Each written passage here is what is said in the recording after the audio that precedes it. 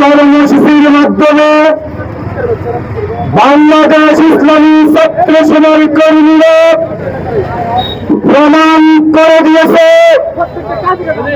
গাড়ি ভাঙচুর ব্যতীত, আগুন জ্বালায় প্রয়োগ ব্যতীত শান্তিপ্রিয়ভাবে হরতাল পালন করা।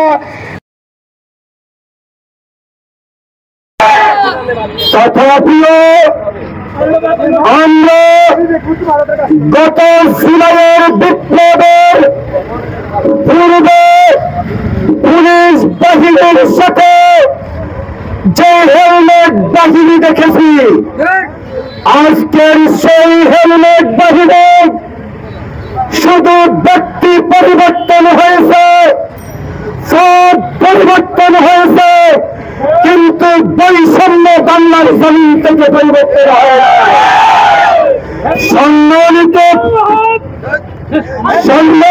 উপস্থিতি, আমরা পরিষ্কার করে জানিয়ে দিতে চাই, গতকাল যাদেরকে আপনারা আটক করেছেন তারা কোন লীগের লোক ছিল?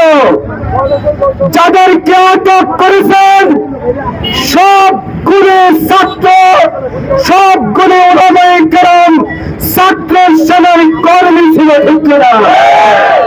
আপনারা ছাত্র সেনা তথা আহলে সুন্নাত ওয়াল জামাতের উপর আওয়ামী লীগ বসিয়ে যেই তুহমত দিতে চাচ্ছেন, আহলে সুন্নাত ওয়াল জামাত শেখ হাসিনাকে কওমি জালিম বলে নাই। আমরা এই দেশে দেখেছি একের পর এক যারা আওয়ামী লীগের দালালি করেছে তারাই আজকে বৈষম্যের কথা বলে বৈষম্য আর এই দেশে সৃষ্টি করেছে। আপনাদেরকে আমরা সুন্দরভাবে জানিয়ে দিতে চাই, আহলে সুন্নাত ওয়াল জামাত মাত্র 10% ময়দানে নেমেছে। যদি আমাদেরকে অশান্ত করেন তাহলে 100% কর্মী যখন, 100% সুফিবাদ যখন, 100% তরিকত পল্লী যখন মাঠে ময়দানে নামবে তখন পথ পালানোর জায়গা পাবেন না। আমাদের আন্দোলন সরকারের বিরুদ্ধে নয়, আমাদের আন্দোলন হলো আমাদের